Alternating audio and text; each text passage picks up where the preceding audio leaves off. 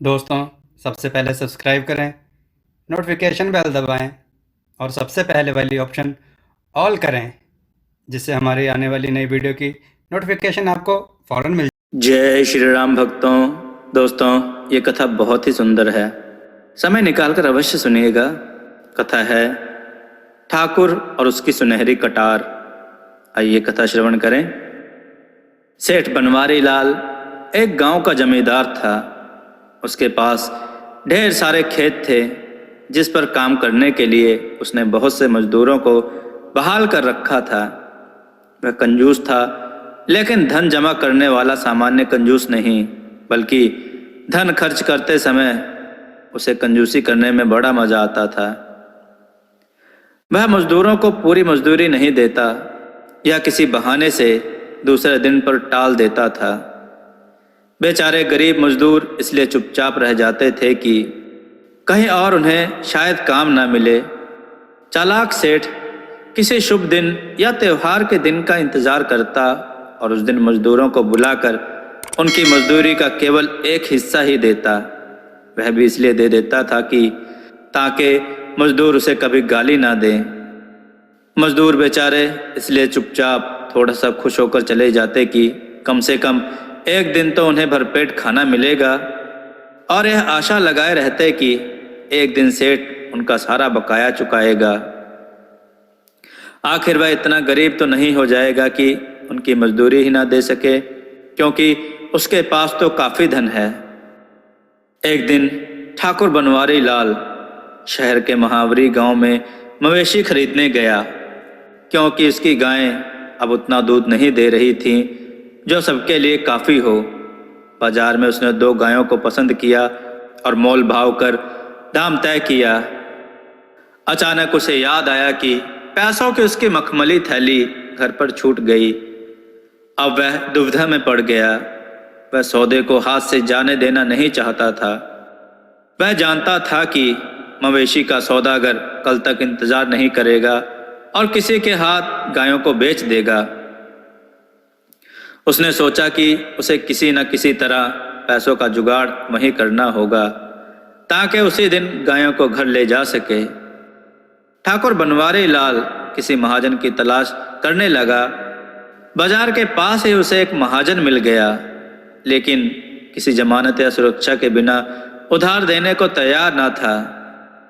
ठाकुर के पास उस समय सोने के मूठ वाली कटार थी, जो उसे उसके दादा ने भेंट में दी थी। घर के बाहर जाते समय डाकुओं के डर से वह इसे हमेशा अपने पास रखता था। ठाकुर बनवारी लाल ने अपनी कटार दिखाते हुए महाजन से कहा, यह हमारी पुश्तैनी कटार हमारे दादा की भेंट है।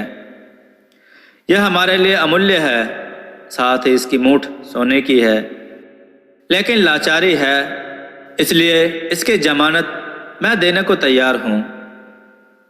महाजन कटार की जमानत पर उसके जरूरत भर ऋण देने को तैयार हो गया।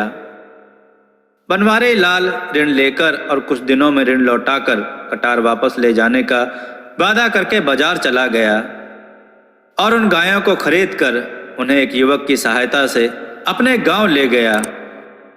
ठाकुर कई सप्ताह बल्कि कई महीनों तक महाजन को ऋण चुकाने नहीं गया। महाजन धीरज के साथ इंतजार करता रहा और सोचता रहा कि सोने के मूठ वाली कटार को क्या करे। क्या उसे बेचकर सूद के साथ ऋण का पैसा वसूल कर ले? लेकिन महाजन से कटार कौन लेगा? उल्टा कोई देख लेगा तो जितने लोग उतनी तरह की बातें बनाएंगे और उसकी प्रतिष्ठा धूल में मिल जाएगी। इसलिए वह चुपचाप रहा और उसने ठाकुर के पास अपने नौकर को भेजने का निश्चय किया। जब नौकर ठाकुर के घर आया तो वह घर पर नहीं था। नौकर वापस चला गया।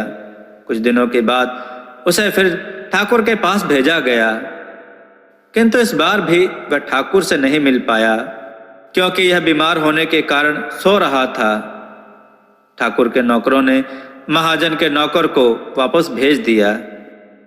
महाजन इस आशा से कि ठाकुर मेरे नौकर के आने का संदेश पाकर ऋण लौटाने के लिए अवश्य आ जाएगा, कुछ और दिनों तक धैर्यपूर्वक सब सहता रहा। उसके बाद निराश होकर उसने एक योजना बनाई।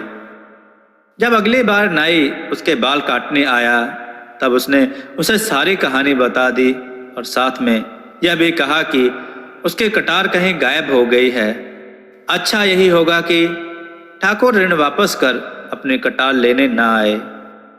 महाजन जानता था कि नाई खबर फैलाने में माहिर होते हैं और उसके द्वारा शीघ्र ही यह खबर सब तक पहुंच जाएगी कि ठाकुर ने ऋण अभी तक नहीं चुकाया है और महाजन को जमानत में दी हुई उसके सोने की मूठ वाली कटार गायब हो गई है।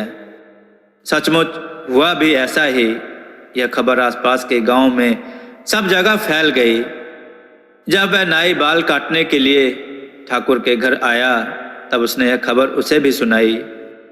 ठाकुर बनवारी लाल को अब तक इस बात पर शर्म महसूस नहीं हुई थी कि उसने महाजन का ऋण नहीं चुकाया, क्योंकि इस रहस्य को उसके अलावा कोई नहीं जानता था। लेकिन अब उसने अनुमान लगाया कि बहुत से ग्रामीणों को उसके ऋण के बारे में पता लग गया होगा। इसलिए उसने अपनी प्रतिष्ठा बचाने के लिए निश्चय किया कि वह महाजन के पास जाकर यह कहेगा कि पैसे वापस लेने हैं तो मेरी कटार लौटा दो। यद्यपि उसे पूरा विश्वास था कि उसे एक पैसा भी खर्च नहीं करना पड़ेगा, क्योंकि कटार खो जाने के कारण महाजन उसे लौटा नहीं सकेगा। फिर भी वह महाजन के पास काफी पैसे लेकर गया। महाजन के घर पर जब ठाकुर को यह बताया गया कि उसकी कटार की चोरी हो गई है तो उसने खूब हो हल्ला मचाया। किसे विश्वास होगा कि महाजन जमानत के लिए कटार रखेगा। उसने ऊंची आवाज में चिल्लाते हुए कहा। उसने सावधानी पूर्वक सोने के दस्ते की चर्चा नहीं की। भला महाजन के घर से कटार कौन चुराएगा, वह और भी जोर से चिल्लाया। ठाकुर भीड़ इकट्ठा करने के लिए महाजन का मजाक उड़ाते हुए ठट्ठा लगाकर हंसने लगा। जब सड़क पर काफी भीड़ इकट्ठी हो गई तब ठाकुर ने महाजन से कहा, क्यों नहीं घर के अंदर जाकर कटार की खोजबीन करते। उसे यह उम्मीद थी कि महाजन अंदर जाकर शीघ्र ही बाहर आ जाएगा और उसे यह कहेगा कि हिसाब बराबर हो गया और इस तरह ऋण का पैसा भी वापस करना नहीं पड़ेगा। महाजन दबते सहमते अंदर गया और बहुत देर तक बाहर नहीं आया। ठाकुर बनवारी लाल बार बार अपनी मखमली थैली निकालकर दिखा रहा था, जिससे भीड़ को यह विश्वास हो जाए कि यह ऋण के पैसे ईमानदारी से वापस लौटाना चाहता है। वह इस प्रकार अपनी खोई प्रतिष्ठा को पुनः प्रतिष्ठित कर सकता है। अचानक महाजन अंदर से आते हुए बोला, सेठ जी, आपकी कटार मिल गई। यह रही। मैंने इसे सुरक्षित रूप से रख दी थी, लेकिन कहाँ रखी थी यह मैं भूल गया था। क्या अब आप मेरा ऋण लौटा देंगे जो बहुत दिनों से बकाया पड़ा था? उसने भीड़ को सुनाते हुए आखिरी शब्दों पर जोर देते हुए कहा। सेठ को लाचार होकर सूद सहित ऋण के सारे पैसे भुगतान करने पड़े। लोगों ने देखा कि वह ऋण चुकाने के बाद सिर नीचे किए जाने लगा। भीड़ के लोग छी छी कर रहे थे, लेकिन उसने सिर उठाकर किसी को नहीं देखा। ठाकुर को एक सीख मिल गई थी। जिन लोगों को उसके अपमान और शर्मिंदगी से लाभ पहुंचा वे उसके खेतिहर मजदूर थे। उन्हें अब समय पर पूरी मजदूरी मिलने लगी थी। मित्रों, कथा कैसी लगी कमेंट में जरूर लिखकर बताएं।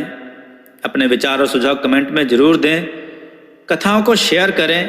चैनल को सब्सक्राइब करके कथाओं को लाइक भी जरूर करें। जय श्री राम भक्तों।